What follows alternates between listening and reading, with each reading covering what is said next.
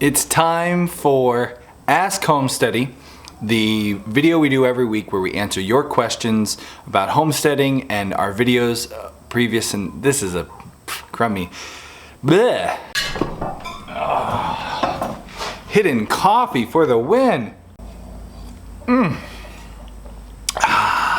afternoon latte. Homesteaders can drink lattes too. It's okay, don't be shy.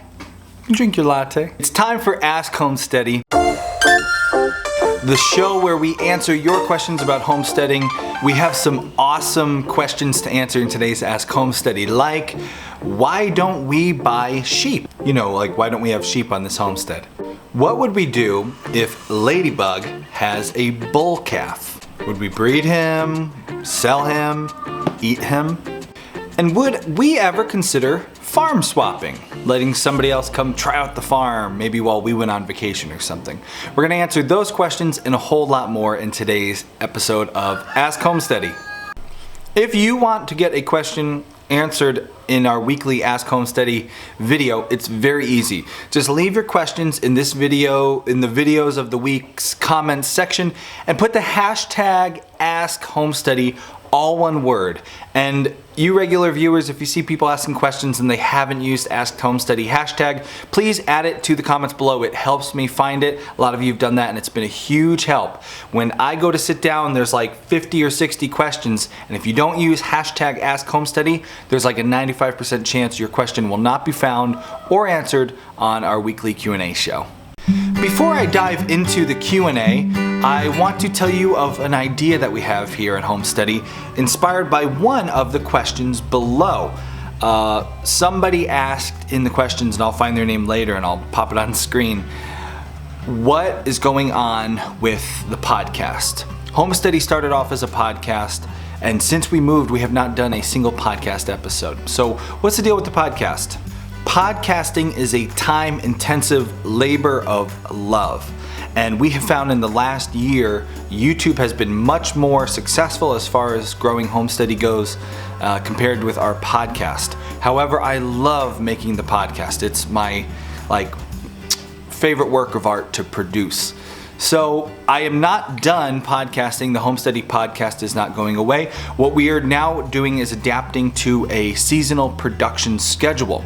That means in the winter, when there's nothing or less to do on the farm and I can spend more time inside, and when we are moved out of this apartment and that becomes my AV studio, I will then have a podcast space so I don't have to set it up and tear it down every time, because that takes forever. I'll have some peace and quiet, because right now I could not record a podcast. Why do you think I'm in the barn? I just needed a spot that was quiet, and this barn's not very quiet, not like podcast worthy quiet.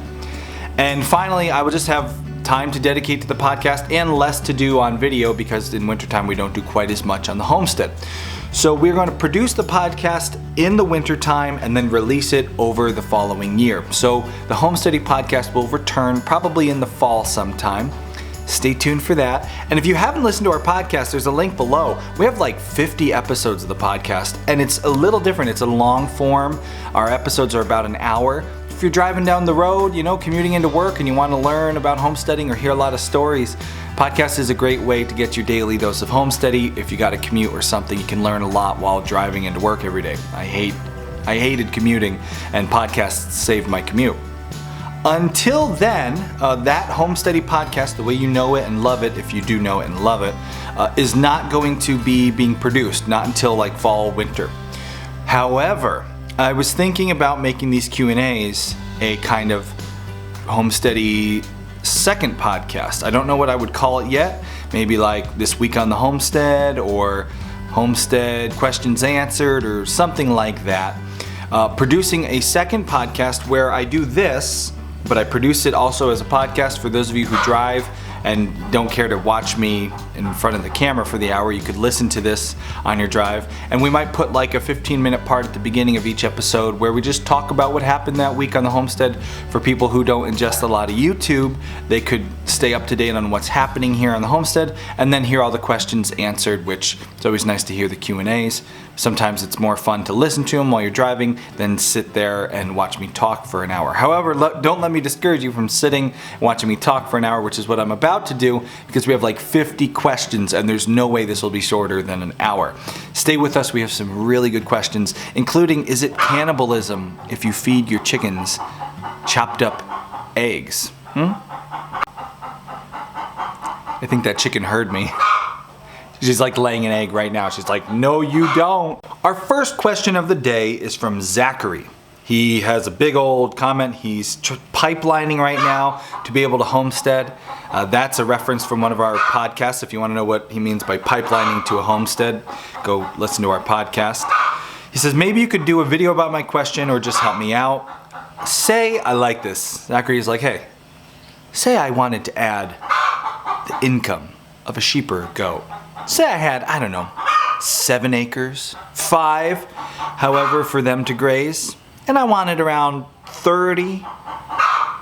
Could I breeze around 10 at a time so I could make more steady income off the sale at the barn? Do you think demand would be high enough to do that with 30, maybe 50? How long before the babies become old enough to wean off their mother and sell? Do you think it'd be okay to breed the babies and then get a kid? Zachary has like 100 questions, but the real question is, can I have sheep and goats? And a visitor to the barn, hi. Can I have sheep and goats and make money from them? And he wants some advice on that. So Zachary, let's dive into this and kind of give you a framework to work off of. Those of you who've been watching our Q&As for a while know when I get questions like this, they're just too big to answer. I have no idea where you live, Zachary. I don't know what kind of market there is out there for sheep or goats, for their meat, for their kids. There's no way I could give you a good answer to this, but there is a good way that you can find the answers for this, and that's how I'm going to answer this question. So, will there be a market? Is it a good idea for you to raise sheep or goats? How many should you do on the land that you have? This is how you do this, Zachary. This is how you find this out. You do not go out and buy 30 sheep. You go out and you buy 3 sheep. Better yet, don't go out and buy 3 sheep because, as we talked about in a previous video this week, sheep are the hardest livestock to deal with in the beginning stages because of worms. You're better off with probably goats, and I hate to say to a new livestock owner, go buy goats, but they're easier than sheep, believe it or not. Go out and get yourself 3 or at most 4 of that particular livestock and bring it to the homestead that you have, if you actually have one. He's pretty like suspicious in the way he says, like, say I had 7 acres. I feel like he's gonna go and squat on somebody's 7 acres and try to get it. I'm just kidding, Zachary, I'm just playing. So get yourself 4 of the livestock, bare minimum, and raise them for a year. Just feeders, already young lambs that you, or young goats that you bring onto the property and you raise for meat, for yourself. 6-7 months, by winter time you're all done. If it goes awful and you lose animals to worms and you make big mistakes and people break out of fencing and you realize this is not for you, guess what? It was only a few months of your life invested in it, you learned a new skill, and hopefully at the end of the day you get to butcher a couple of them and you get some meat in the freezer. Worst case scenario, you get a little meat in the freezer. That's never a bad thing. Best case scenario is you learn how many acres that particular flock ingested of your grass, how well it did for them. You learn how to work with the animals. You find out, do I like sheep or do I like goats better? Maybe get a couple of each. The next year you start growing it. Slowly you grow, and meanwhile you're spreading the news. Hey, try this lamb I raised for myself. The first year you're just gonna get enough meat for you and maybe your family and a couple friends, but slowly people will try the meat. Oh, this is really good. Make a couple nice recipes, give it away as samples. Next year people are like, are you gonna do sheep again? Because I want some. And the demand starts to grow. And then you've created the demand. If you went and got 50 sheep tomorrow and tried to sell them in a place that you've never tried to sell meat before, you're not going to do it and you're gonna lose your shirt and you're gonna hate homesteading.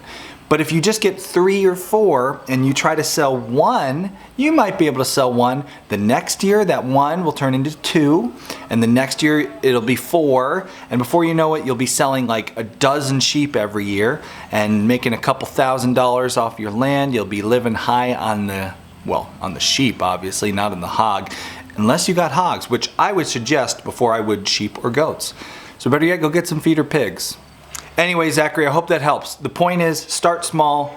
Try it out for yourself, friends and family. Grow slowly. You'll create a demand for the market. You'll learn whether or not you actually want to do it. And you won't get way in over your head with 50 animals that you have no idea what you're doing with and just shaking your head looking like a fool. Next question. Lynn has an awesome question. I love this one. She says, how do you handle family and friends wanting you to give them eggs? These are people that you don't ever hear from until they need eggs, or it's winter and their hens aren't laying. Love from North Carolina. Lynn, great question. How do we get people who are close to us to pay for eggs? This is a good question because if you have chickens and you have excess eggs, you've probably had that awkward moment where people are like, hey, can I get some eggs? And you're like, yeah. And you're not sure how to bring up the cost, and maybe they want to give you some money, but you don't know what to charge, and it's just kind of, okay, how do we handle this? So my first bit of advice, Lynn, if you have kids, this is what we do, and it works great. You give the kids the egg enterprise. Maybe if you're the one spending all the money on it and your kids are a little bit older, you work up a deal where they do the labor and you pay for the materials, and then you get your cut plus a percentage to take care of the materials, then the money you're putting out for that, and then they get their cut. But when it comes to the customer, handing the eggs to the people and getting the money, that's your kids' role. They sell the eggs, they get the money, and nobody in the world is gonna look at your kid working hard on a farm and say, hey, I want these eggs for free. Unless like it's their grandma or something, and they can give their grandma free eggs, it's all good. The point is, we like to have our kids run the egg business, and then when people say, oh, can I pay you something for the egg? Or if people want eggs, we say, sure, they're the kids, it's their allowance, it costs this much money, go ahead and pay the kids.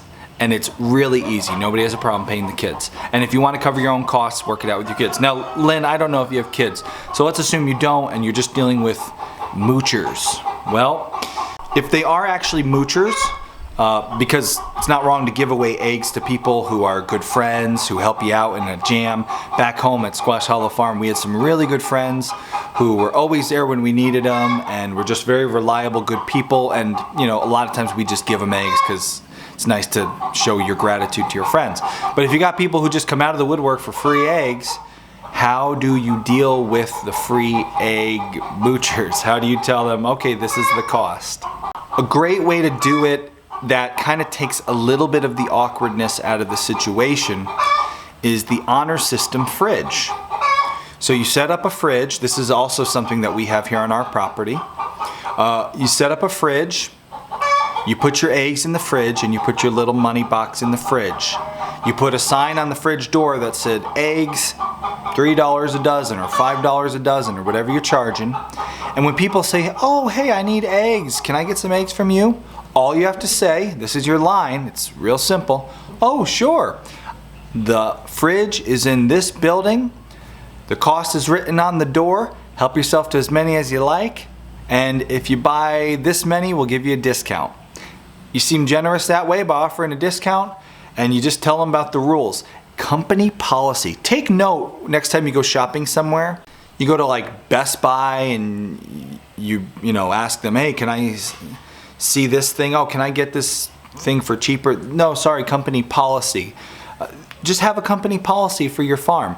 It's so much easier to tell people the rules and the regulations and tell them yes or no if you have a policy. Even though it's just you and your farm, watch how much easier it is to tell someone the price of the eggs when you have a big sign on the fridge, and when they ask you for free eggs, you just say, oh, the fridge is in the garage, the sign on the door tells you how much they are, and if you buy in bulk, there's a discount, help yourself. Then you don't have to look them in the eyes, stick out your hand and be like, Uncle Fred, where's my money? Uncle Fred is such a mooch, that guy. Zach has a couple questions. He asks about, are we going to get beef cattle? We talked about that in last week's Q&A, so Zach, go watch last week's Q&A if you haven't already. He also asks, are we going to hunt deer on the property? What are we going to do to get the spot ready? Food plots, stand stuff like that. And finally, he asks about the equipment we'll be using on the bigger farm. So let's talk deer. Yes, many of you know I am a big-time deer hunter. Got my Blaze Orange and my license ready to go here.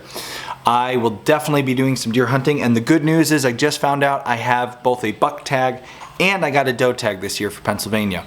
So I can shoot 2 deer here in the state of PA, and I could always travel back to my home state of Connecticut to some of my old favorite properties and shoot a couple deer there too.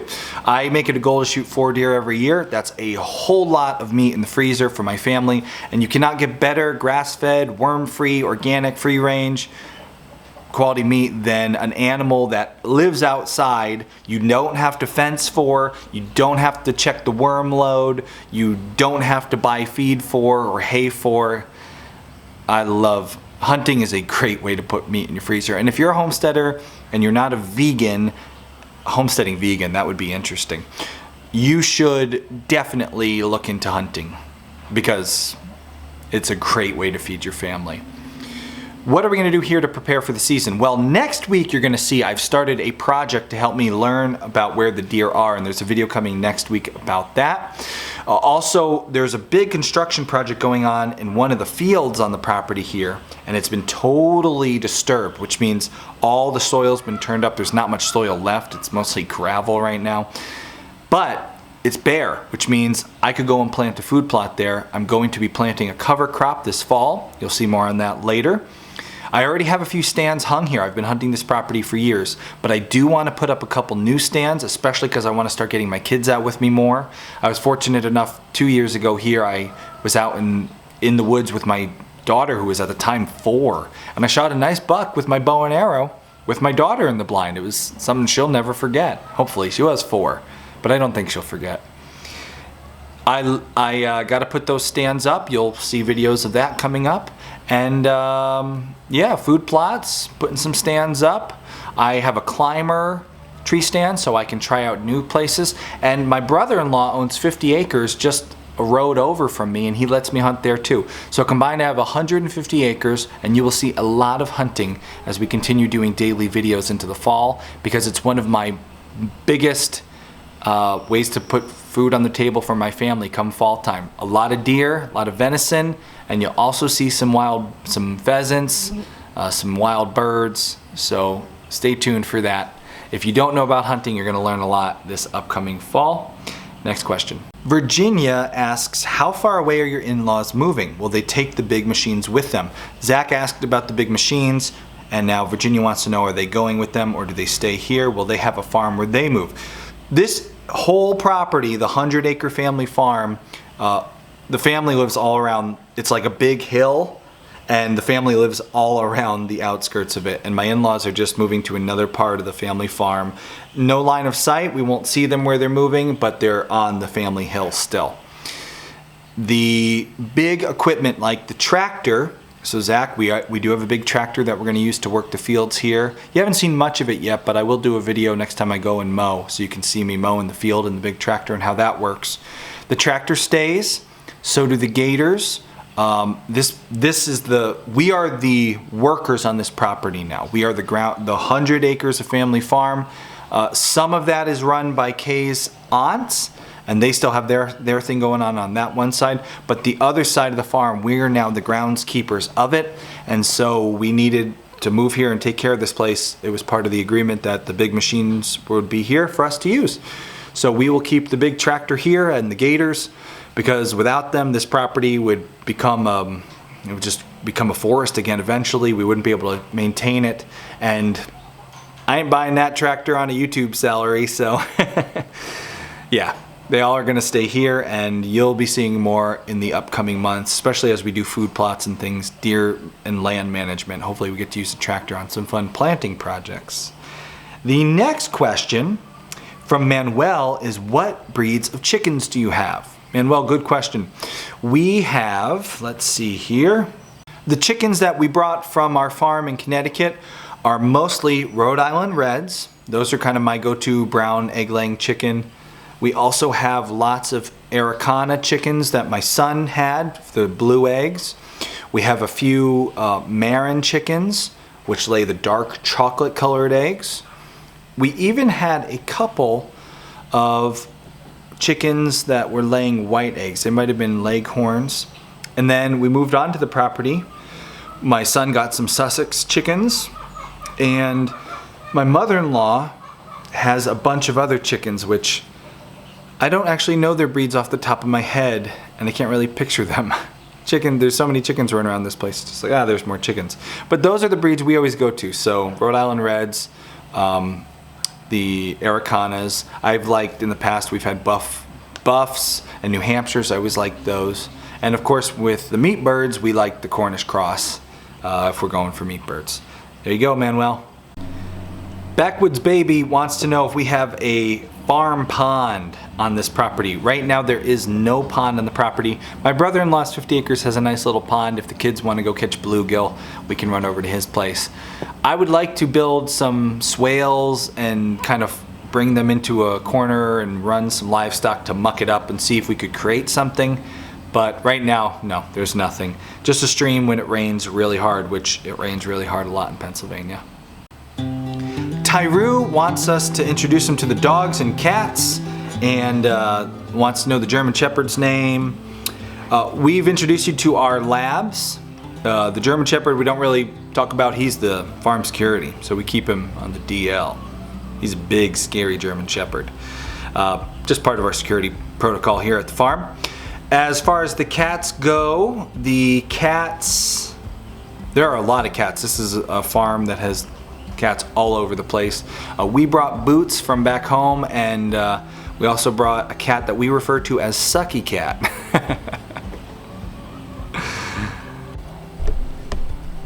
Sucky Cat got his name because he was a bottle-fed kitten back at our old farm, and he just liked to suck on clothing. Cats sometimes, when they go through something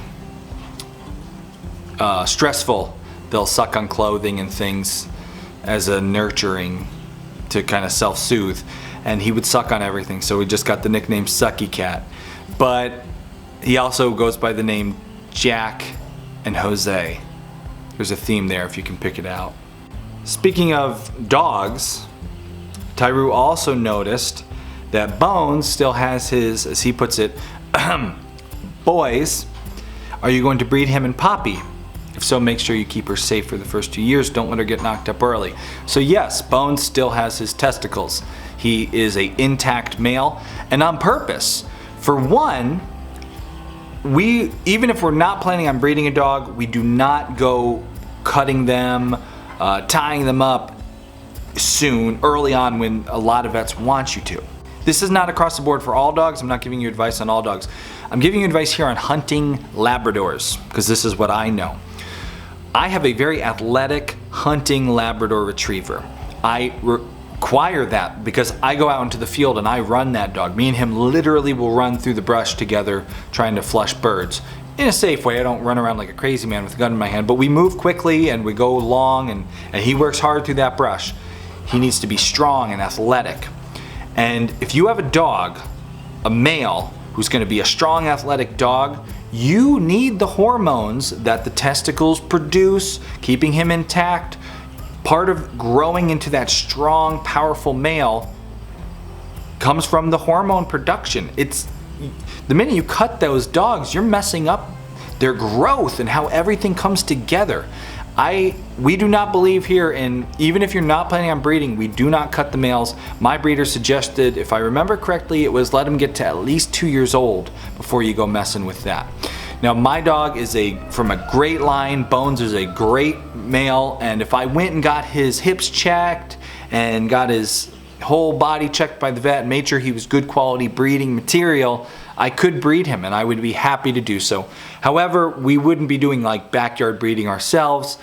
We would find someone like Three Cedars Retrievers, who we bought him from, and work with someone who knew what they were doing. I'm not encouraging people to backyard breed here, nor will we be just, oh, let's put these two together. And there's your answer. No, we will not be breeding Bones and Poppy. I very much support buying working farm dogs from a breeder, not a puppy mill. I do not suggest you get a rescue dog on a farm.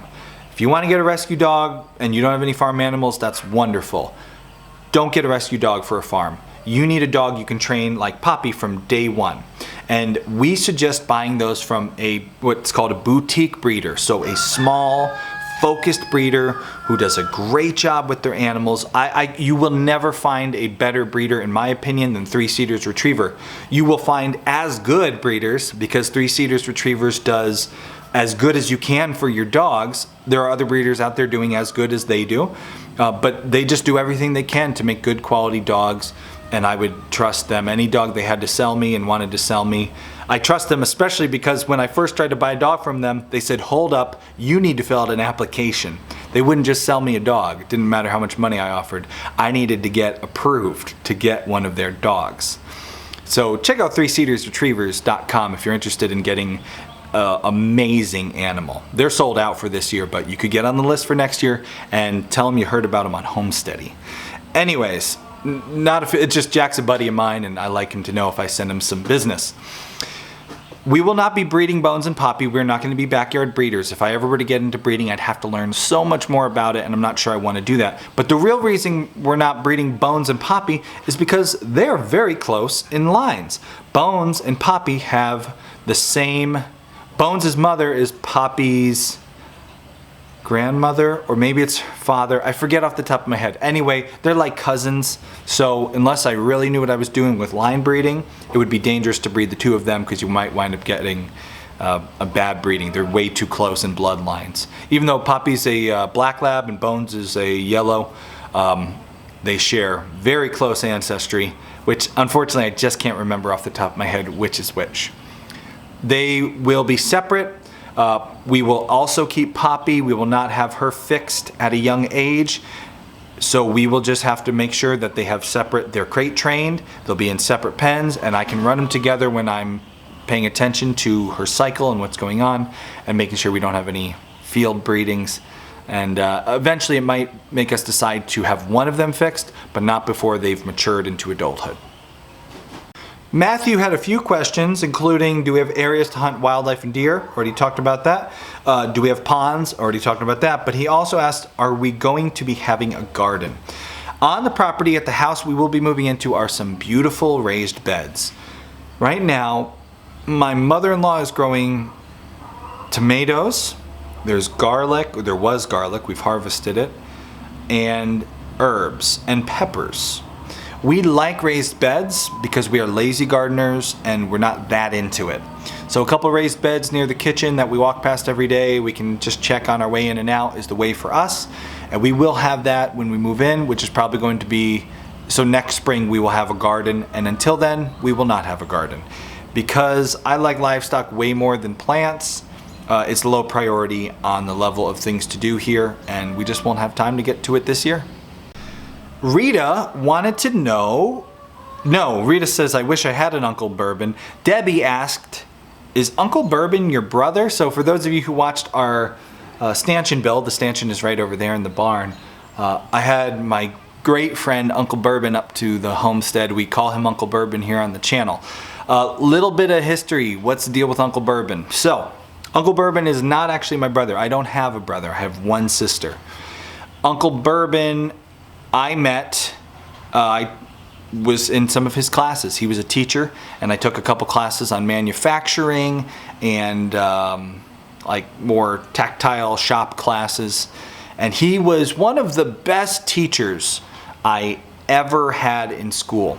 He could take a kid who was a deadbeat, not interested in school, getting bad grades, just not interested at all, and he could get that kid excited about learning. And not enough teachers are like that. A lot of teachers, maybe for a period of their time, were like that. Maybe they lost the love, or maybe they just went into teaching because it was a good paying gig and you got the summers off or whatever. Of all the teachers I've ever had, Uncle Bourbon was one of the top 5. And just teachers that engaged, and other than him, there was maybe like, in top 5, there's probably 2 others of that caliber. He became a lifelong friend.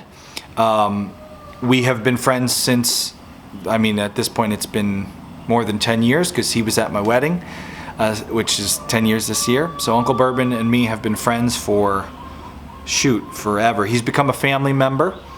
He is an honorary uncle to my children, And we've just adopted him. We often will adopt people into the family because we love our family and we love having more of them. And he's earned the term Uncle Bourbon in the sense that he is definitely like an uncle to my kids. He loves my kids and he likes to involve them when he comes to visit. We go out and we do astronomy stuff because he's kind of a space nerd. And he teaches the kids how to use tools and stuff. And so he's just become he's like a brother to me and an uncle to my kids. And the name Uncle Bourbon comes from the fact that his actual last name is Burgeon. And we always called him Burge. My kids called him Uncle Burge.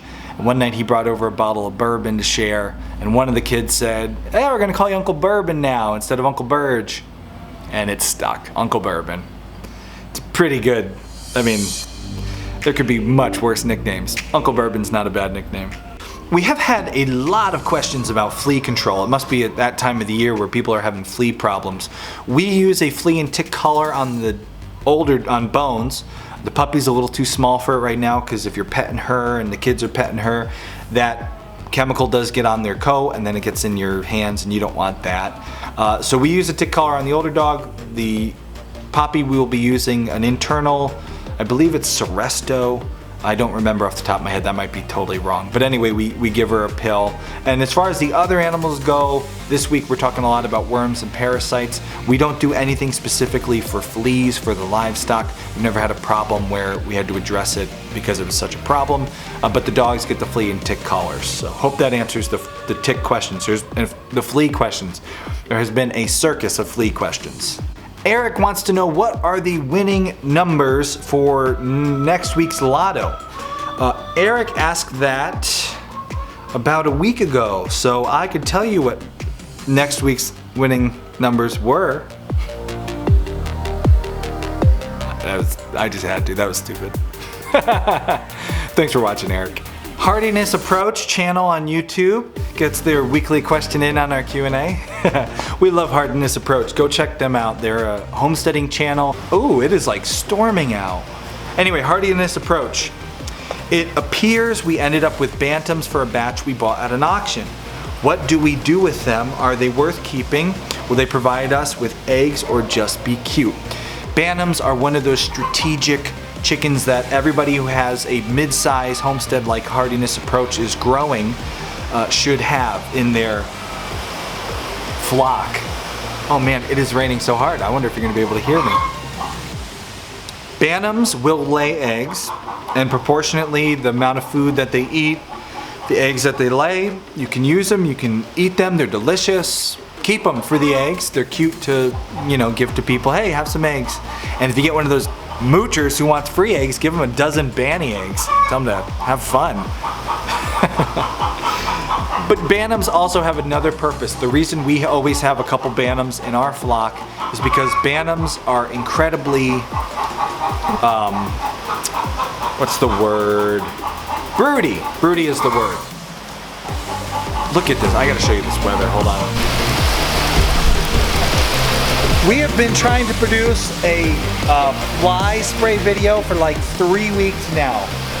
We were going to film the last part of that video today, but no point in filming a fly video in the rain like this. So if you're wondering about our fly spray video, it is coming. We're just waiting for the weather to cooperate. Okay, back to the question about Bantams. Bantam chickens are very willing to go broody. So if you like to hatch out chickens like that loud one who keeps making noise in the corner, if you like to hatch them out yourselves without dealing with an incubator and all that annoyance, have a couple bannies in the flock, and anytime you want to hatch out eggs, they'll be willing to do so. We have we have 2 banties in our flock, and right now one of them is sitting on some eggs for my son's chickens. We've had them in the past hatch out guinea keats and ducklings, so you can use them. Essentially, they're like a little incubator. I don't know how many got Hardiness Approach, but I would definitely keep a couple of them. However, their eggs are very small, so I wouldn't have a flock of like a dozen Bantams. I'd keep, like we do, a couple of them, and the rest of them either you could sell or you could eat, but that would be kind of sad. So sell, give away to someone who wants it. Yeah, I wouldn't have a ton of them, but I'm gonna go close that door so you can actually hear me. I don't know how loud the rain's gonna be in this. If I look wet, it's because I am. It was pouring out there. And I think it like just stopped. And I had to bring the goats inside because they were getting poured on, and now you're gonna hear goats in this video. Just a nice reminder why you shouldn't get, anyway. Courtney asks, I know your feelings on producing your own feed for your own animals. However, I have a large garden and dairy goats, my condolences, pigs and chickens. Actual question, what are your thoughts on a homestead doing silage or dry hay out of garden scraps depending on moisture? Would it be worth even trying, or should I just accept I will have awesome compost?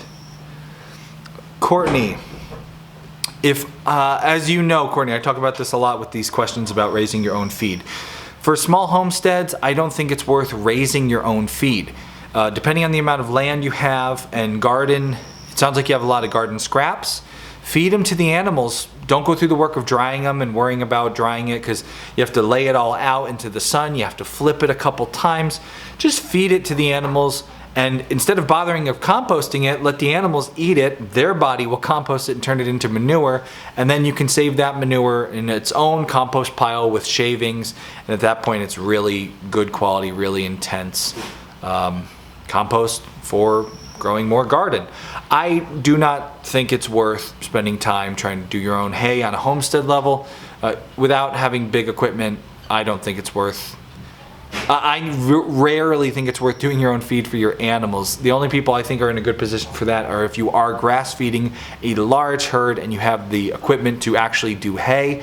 And if you're doing it at that level, you don't need my advice on anything, because you're a better, bigger farmer than me, and you're not watching this video unless it's to laugh at the mistakes I've made. Well, it's raining lighter now. I opened the door back up. A little more light in here. The next question is from, Samko, our buddy who didn't unsubscribe. If you watched last week's Q&A, I gave him some tough love about his homesteading dreams, and I was worried he was going to unsubscribe, but he didn't. He stuck around, and I think it was good because his wife seemed to like it. So if you didn't see last week's Q&A, go and watch it. You'll know what we're about to talk about. He says, I'm not sure my last question went up very well, so this is an update. Let's simplify. He wants to know, can I raise enough pork to provide meat for my family and sell the rest to cover all the cost? This is already done in large-scale production. However, certain things aren't profitable at small scale. I am not looking to become wealthy from farming, but I do want to provide a good life for my family. The question is, do I know where the tipping point is for, let's say, pork to raise, sell, and cover all the costs? Then I will find that info for each of my endeavors. P.S. My wife laughed out loud and said, thank God he told you, whoa, slow down. We are just fed up and ready to jump, parachute or not. Well, me no shoot, her, she's not so bold. Samko, you guys, again, I said it last week, you sound like us. I'm the one who's always like, let's do it, let's do it all. And Kay's the one who's like, whoa, I have 4 children to feed. What are you doing? Don't quit your job. So, Samko, this is a much better, much more specific question than what was asked in last week's video. And by better, I mean it's a much easier question for me to answer with very reliable history, because I did this. I actually raised enough pigs to offset the costs and even be profitable. Now, I can't tell you exactly, like we talked about for Zach at the beginning, exactly what you're going to make or how it's going to go for you and your animals. What I would suggest, Samko, is get 2 pigs. Get 2 pigs, Samko. Don't let me catch your wife emailing me saying, Samko went out and got 6 pigs. Don't let me catch that happening, Samko. You listen? I'm watching. 2 pigs. Start with 2. You can have 2 pigs. They will be happy together. Don't get 1, get 2. That'll be enough meat for you and your wife and your kids. And you might even have a little extra to give away to people to try as a sample. From that first year, you will learn, do you like pigs? Do you like working with them, dealing with them? Are they worth it for you to have? You will learn the cost of raising those 2 pigs. guess what? The good news is those 2 pigs will be the most expensive pigs that you ever raise, because the minute you add another pig to that, you defray cost. So if you were raising 2 pigs, well, you have to amortize the expense of the infrastructure for those 2 pigs. So if you build a pig pen and it costs you $1,000, over the next 10 years, if all you do is raise 2 pigs a year, for 10 years, $1,000, somebody really good at math will put that in the comments below what that is. But the point is, if you raise 4 pigs, each of those pigs has cost you less, amortizing cost over a long period of time. But that's not the only way they will be cheaper. If you raise more pigs the following year, you will be able to buy certain things in bulk, like your feed. So once you raise 2 pigs, you'll know what the worst case scenario is. Okay, here's how much pigs are going to cost me, and maybe at worst case you have a health problem that happens and you have to buy some medication for them, or maybe they actually get bigger than following year and so your butcher costs are a little bit higher because they're heavier pigs, but your price per pound is still the same. The point is, raising 2 pigs, if you keep good records and keep track of everything you're spending and everything you're buying, now you will have a much better figure than I could ever tell you of what your 4 or 5 or 10 pigs will cost. Make sure to pay attention to how much your pigs eat, how long it takes to get them to market, how much yield you had in meat, because that's what you're going to want to know when projecting whether or not you can make enough money to defray the cost. Now I'm going to give you some figures here of what I used to get. These will not apply to you. I don't know where you live or what your markets are like or how good you are at marketing your own product. Back in Connecticut, which is a wealthy area, the southern part of the state is a, can you hear that? Really wealthy area. People will pay a lot of money for good quality food. What we would do is, in the northern part of the state, grow it where it was cheaper to own land and then sell it to people who lived in the southern part of the state. Over the years, I tracked my expenses. I bought feed in bulk. I figured out that it would cost me, and some of you are going to be shocked by this and think I'm making it up, but these are the real numbers. I can show you the spreadsheets. It would cost me around $800 to bring a piglet to market. The pig, as a piglet, feeder pig, 8 weeks old, was $100. I'd put about $300 worth of feed into that pig. That's $400 right there. Hay and other things, amortizing the cost of the infrastructure and heat bulbs in the early spring when we needed to keep them warm. It's about a $400 or $500 figure. And then when I take that pig to the butcher, so total $400 or $500 to this point. Then when I take the pig to the butcher, depending on the size per pound, it would cost me another $300 to $400 for a whole pig to be butchered. That puts your cost right there at about $800 to $900. Some of you in the middle of America right now are like, what? You're lying. I'm not lying. Like, what would that even, like, wow, he would spend a lot of money on pigs. There's no point for me to make this up. That's really my numbers. The point is, I tracked those numbers so I could actually know how much that pig cost me, and I was very specific. Even the cost of having insurance on the farm, everything, I included a piece of that in that pig figure. So it covered all my costs, because it's easy to overlook costs. There's thunder now. Ooh, what a day. You will do that with your 2 pigs. You will track all your expenses. You will get all those figures. You will know if it costs you $800 or maybe, like more people in the middle America, $400 or even less. I can buy a pig here in Pennsylvania for way cheaper. I can feed it for way cheaper. Hog feed is like 2/3 the price of what it was in Connecticut. So yeah, I could do it a lot cheaper here in Pennsylvania, but I also couldn't sell it for as much money as I did in Connecticut. So that will adjust how much money you make. In Connecticut, I would mark up an $800 pig to $1,200. I wanted to get at least a third back for all the work and time investment.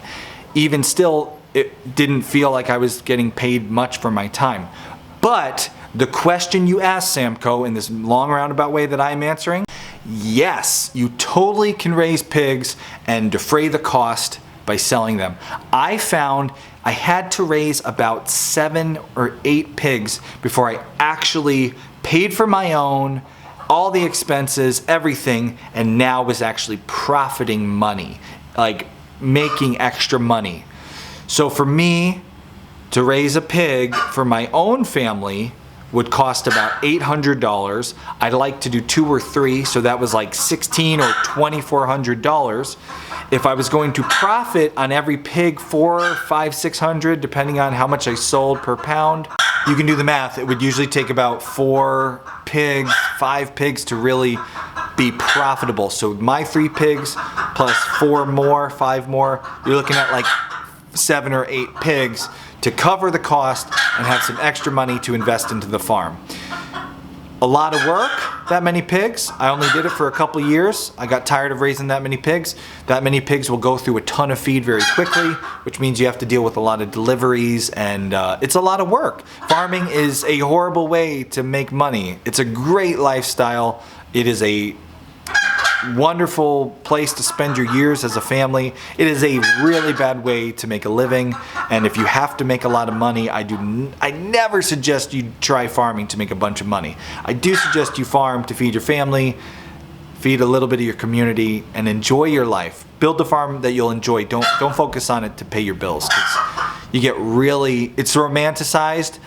You get really angry with farming if you're trying to pay the bills selling pigs. That's not a great way to do it, but it can cover its costs. Samko, I hope that helps. Thanks for not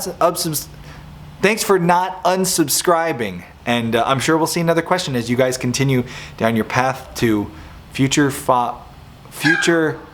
hog farmers.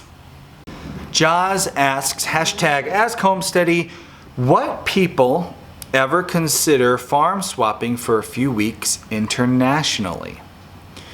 I'm assuming Jaws is saying, would people ever consider it? And I don't know about other people, Jaws. But I do know what I would do, and that is no. I would not farm swap internationally. So I'm assuming Jaws maybe has like a homestead or a farm in another country and would like to come visit a farm here and maybe let someone swap to go stay at their farm there. Here's the thing, internationally means different culture, perhaps different language, really hard to get in contact with each other. So here, a farmer from Italy flies over to America, and an American farmer flies over to Italy, and the Italians' prosciutto pigs are getting into the vineyard. Is that okay? And he can't reach this guy because it's like extra money to call, and I don't know how to call internationally, and he's asleep when he's awake, and vice versa. We could email, but you can see the problem here. I would not farm swap internationally. Maybe somebody else would, Jaws, but not me. That said, I also am not really one to farm swap, period. When I go on vacation, it's because I'm tired of farming and I don't feel like farming for a week. I feel like fishing or hunting or sightseeing with my kids. I don't want to farm on vacation. That's why I go on vacation. And some people think that's dumb. Some people are like, oh, homesteading is such an amazing life. That is your vacation. You should never want to leave. If that's how you feel, awesome. But I like a vacation to go to the ocean once in a while. I was a surfer before I was a farmer, so sometimes I just want to go to the ocean and not shovel any kind of animal feces, especially ones with worms in it. And I don't really want someone else from another farm coming onto my farm and changing, like doing things their way. I like my thing to be done my way. So when I go on vacation, I hire a house sitter, I pay them, I tell them what to do, and sometimes we trade them some meat and some eggs as part of the payment, but I always give them some money because it's real work, and like, here, take care of my animals, I paid you to do so, and this is what I want done. And don't do it the way you think you should do it the way that I told you how to do it. And then I made a video of how to do it, and I put it in a Google Drive folder, and I have all those videos for you to watch so you do it exactly right. Nice little tip for any of you with a homestead. Google Drive folder, make videos of how to do everything, put it in the folder, and any house sitter say, if you forget anything, watch the video. Or you could just tell them to watch your YouTube channel, if you have a YouTube channel. Jorge wants to know, will I be making hunting videos? If I'm hunting and I'm daily vlogging, you know I'm gonna have some hunting videos, Jorge. Stay tuned. Liz wants to know what kind of drone I use. She watches our drone flights, she loves the quality. I use a Mavic Air, and if you're gonna buy a drone, buy it through Amazon. Type in amsteady.com first. It will forward you onto Amazon. It'll give us a small percentage of the sale. It doesn't cost you a penny extra. but we make a little bit of money. So just do us a favor. If you love our channel and you want us to keep doing this, we could not live off of the money we make off of YouTube. It is way too little to feed my family. Part of how we can do this is with Homesteady. When you shop for anything, groceries, toilet paper, electronics, big purchases or small, if you can get them off of Amazon, and Amazon's a great place to buy stuff, you can check all the reviews, make sure it's good quality from people who actually bought the thing. You can get a Prime membership and get it there in 2 days. I have a Prime membership and I love it. It's a great place to get your stuff. You can save money by not driving to the store. They drive to you and you still get the cheap price because it's on Amazon. Anything that you could buy off of Amazon, but you typed in Homesteady first, it would give our channel more income without costing you a penny extra. And it would help us be able to do this channel forever. Because right now, we are like on the knife's edge. This has been a lean summer. Viewership is down and it is like, ooh, we're living the dream. Right there. So if you can do Homesteady for any purchases, we would thank you so much. It doesn't cost you a penny extra, but it is a big difference for us. So maybe change up what you do in your regular grocery shopping. Instead of buying toilet paper at the supermarket, buy the toilet paper on Amazon. Type in Homesteady first. You'll be doing yourself a favor if you like watching our daily videos, because you'll be ensuring that we stick around and keep doing this and don't have to go get a job as a coal miner, because I moved to Pennsylvania and now I have to make money, and the only way to do that is to get a job as a coal miner. For just $5 a day, you can prevent this content creator from becoming a coal miner. In the arms of the angel. It works better for dogs. This question was just fun. Knees asks, do you have to feed the ducklings or will the mother feed them? I remember my mother keeping chickens during World War II. That's awesome, in London. And she used to feed the chicks finely chopped hard-boiled eggs. And then, boom!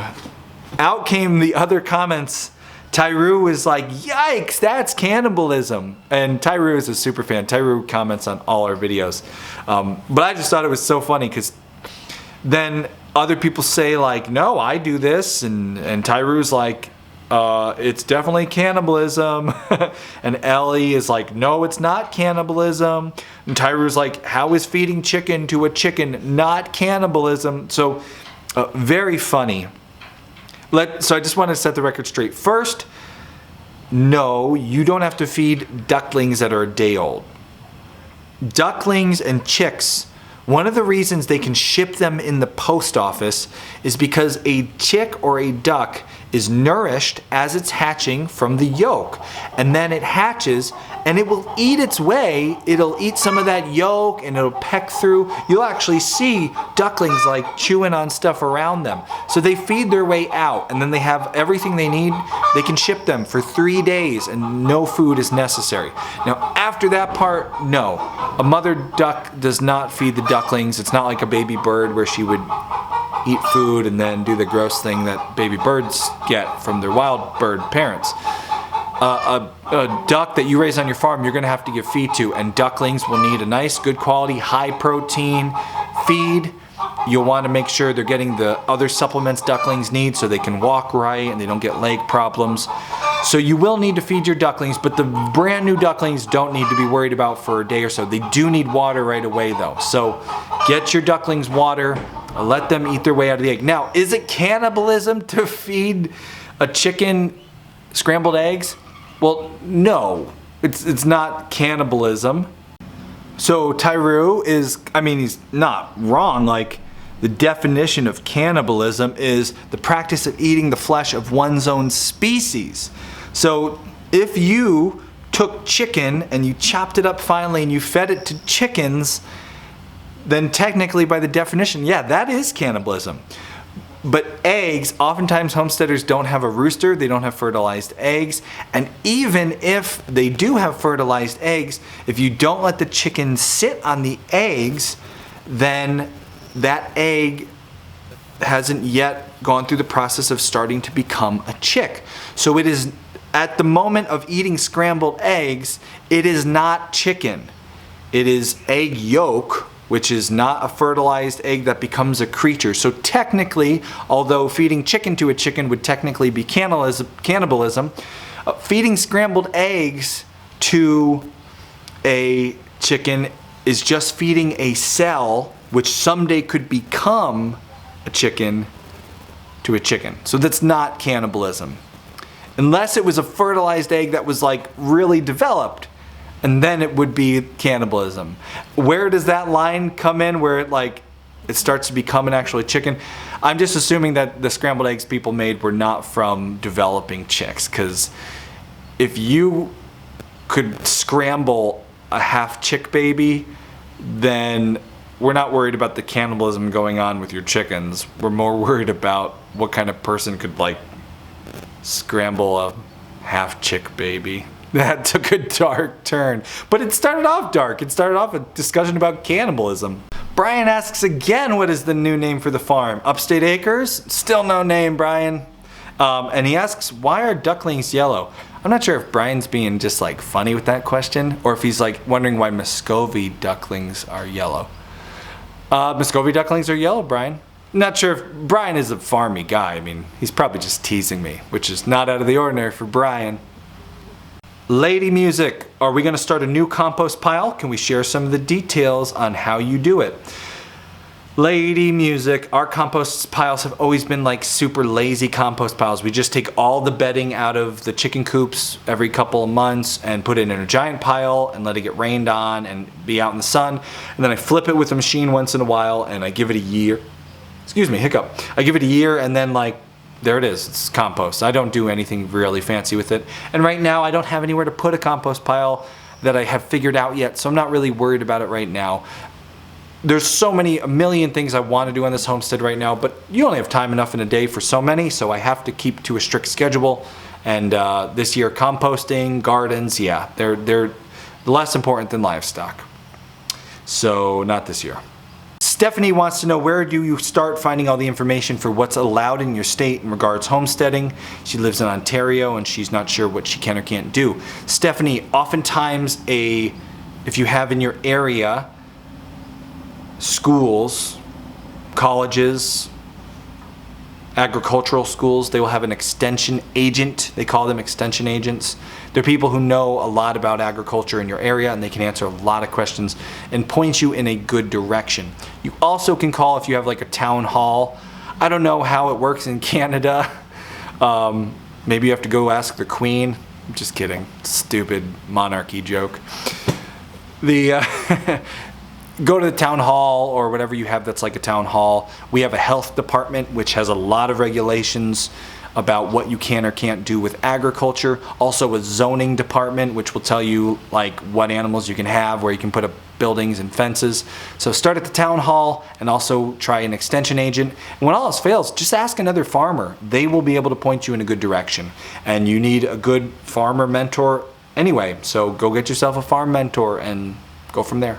Pat asks a funny question. If Patreon starts charging us for giving you money, will you do PayPal instead? Pat, I don't have a Patreon account. I never have. So I'm not sure what you're talking about. Maybe you give to other homesteading channels Patreon. We at Homesteady do not do Patreon for that exact reason. If you have a Patreon account and people give you money and then Patreon takes some of that money, you're just helping to run Patreon. Patreon's a fine thing if that's what you use, but here at Homesteady we have our own website. This is homesteady.com, and if you're a super fan of the show and shopping through Amsteady isn't enough and you want to go above and beyond and do even more, $5 a month, go to thisishomesteady.com. You can become a pioneer. You get access to our bonus content. We have master classes on food preservation taught by a culinary instructor. We have master classes on raising pigs, for meat, on raising chickens, on business of backyard farming. That's a class I used to teach at a school. All those classes, bonus podcasts. There's 30 bonus episodes of the podcast, videos, discounts. If you're planting an orchard, Dave from Northeast Edible gives a 10% discount on all your plants for pioneers. so much for pioneers. For $5 a month, you can make your money back in what you save on your discounts. You can find that all at thisishomesteady.com, and Patreon will never get any of that money because it's my website. It's not Patreon's website. So Pat, if you want to support us or anyone else watching, head to thisishomesteady.com and become a pioneer. And that is like the best way to make sure this channel doesn't go anywhere, because that is how we really pay the bills around here. So thank you to you Homesteady pioneers. We could not do it without you. And now the cutest YouTube username ever, Puppy123 Basketball.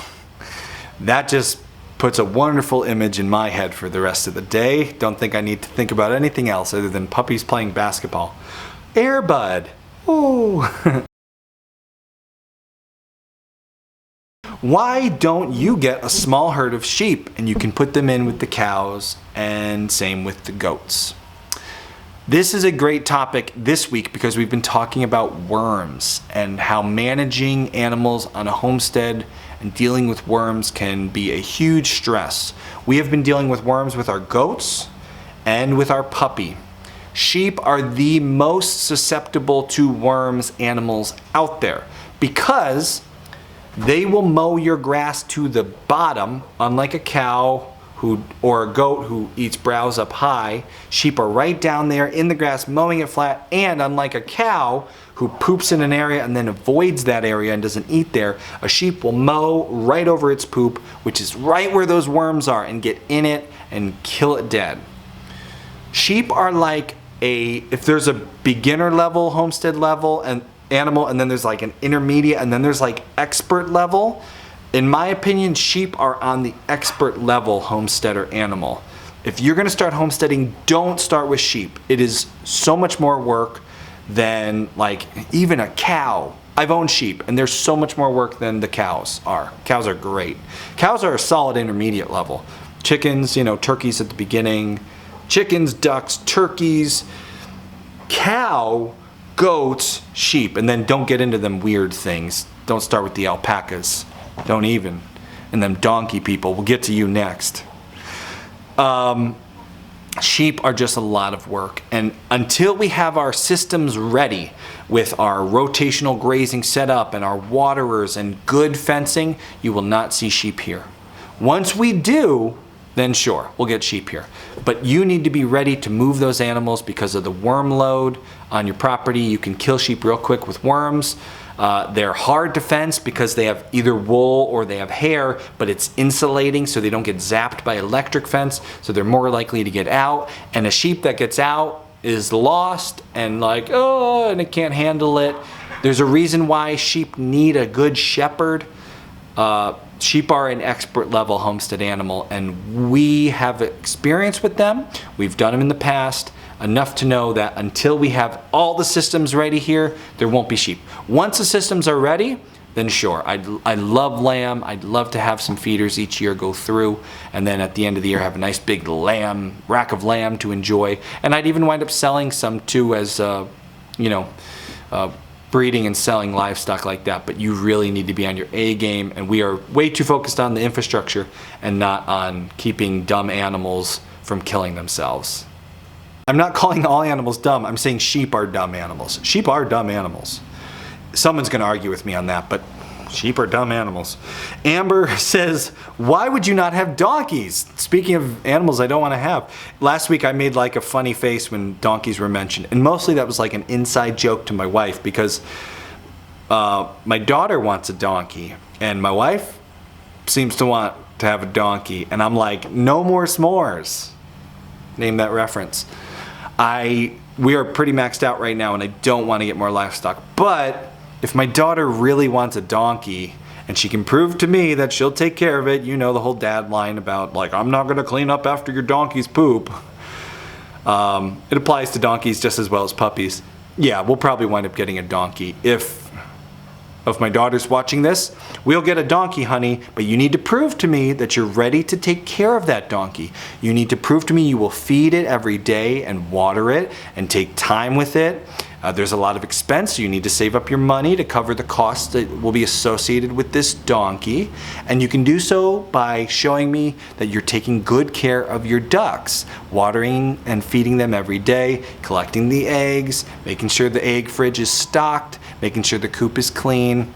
Then we can talk about a donkey. Just a wee donkey. Teresa wants to know something that anyone who's going to be breeding a cow has to consider, and we will be breeding Ladybug very soon. When you breed her and she has a boy cow, sorry I forgot what they are called, steer maybe, LOL, will you sell him or raise him for meat? So if your cow has a calf that is a boy, you call that a bull calf. It can become a steer if it is headed for the market. So what will we do? That's a great question, and I don't know that we have a solid answer on it. If there is a market out there for good quality genetics that bull would be, then possibly we would look into selling him. We do not want to keep a bull here on the homestead for breeding purposes. Bulls are not like cows. They are unpredictable. They can be very dangerous. We will not keep a bull here for, breeding our other animals. We won't have a herd big enough to support that. Yeah, not something we're interested in. Will we possibly eat the bull calf? Yeah, absolutely. We would love to do beef. However, we are hoping to get a female because of the genetics. We've paid for good genetics with the AI straw that we're getting. We're really hoping to be able to continue this line of good quality heifers. And we'll just have to see if we get that bull calf. If somebody wants to buy a nice quality New Zealand genetics A2 bull, then sure, I would sell them. Otherwise, we will definitely be eating some steak. And supposedly Jersey meat is very delicious. It's not a beef breed of cow by any means, but it is supposed to be good tasting meat. And I like good tasting meat. Crazy Turkey Girl wants to know if we're gonna get more turkeys. And she talks about why turkeys are awesome. I was never going to get more turkeys because of how annoying they were to keep alive and deal with on our last homestead. And then I ate farm-raised turkey, and that changed my mind 100% because farm-raised turkey was so good. So yeah, I think probably some time in the future we will raise more turkeys, possibly next year, but not this year. It's too late in the season to do the whole turkey thing. And as usual, I didn't have enough time to get to all 50 questions. I'm going to have to start getting pickier with the questions that I answer because I just can't keep up. I talk too much and we wind up with these really long Q&As. I have another probably 20 questions to get to. If you want your questions answered, hashtag Ask Homesteady in the comments below, because at this point there are so many questions to answer. I guarantee you if there is not a hashtag Ask Homesteady, it will not be answered unless it's a question like this one. Is Kay pregnant? No, Kay is not pregnant. A couple people asked that in the last video and I think I know why. Two things happened. First off, Kay was wearing her Homesteady shirt that she bought when she was pregnant. And if you have ever been pregnant, unlike myself, but I've seen it a few times, you know that shirts stretch when you're pregnant, and then afterward they're kind of flowy and billowy and they kind of retain that like, oh, I was pregnant once thing. And then the other reason has to do with this lens that I have on this camera right now. Watch my hand, ready? Okay, watch what happens. This is a wide angle lens. So as you get more to the sides, watch my fingers, ready? They go like, woo. They kind of like get warped. Look at like, my arms look super long at the sides. Anyway, there's some distortion to this, so if I stand to the side, my body starts to get warped like right about there. Anyway, when me and Kay do our videos and she's standing next to me in like a billowy shirt and it starts to warp, it can kind of look like there's something going on there. But no, she's not pregnant. There's nothing going on there. And we'll just nip that one in the bud. And don't you guys know not to ask if a woman is pregnant unless you definitely know? Didn't you learn that? Like the first time you said, hey, are you pregnant? And that woman looked at you like she wanted to slap you. No, Kay's not pregnant. And I'm not, whatever. Anyways, thanks for watching this Q&A as usual. me know if you're one of those people who has a long commute and you'd like to just listen to this Q&A in podcast form. Comment below. Let me know. Yes, podcast. No podcast. It would be easy to make a new podcast out of this show, and then like I said, in the winter, you'll see the old Homesteady back at it. So let me know in the comments below. And if you love our show, remember, Homesteady, Homesteady Pioneer. If you don't want our show to go anywhere, that's the way to make sure it stays every day. Like you see, 5 days a week we produce videos, and every day, in case you didn't know, we release them at 5 o'clock. So 4:49, sometimes I release them 10 minutes early because I want to move on with my day. Hiccup again. Show up at 4:49 and watch the video and be first. Let us know first in the comments. Thank you for watching. Next week we have some really cool stuff we're showing. The long-awaited worming treatment video will be coming out, and we have some special guests coming this weekend that you'll see in the videos at some point. So stay tuned for next week's videos, and until then, thank you for watching. Thank you for supporting us in whatever way you can. And well, I'm gonna shut this one down. We're gonna go biking today, but with all this rain and storms, I don't know what we're gonna do. We'll find out. Oh. Not a comfortable chair.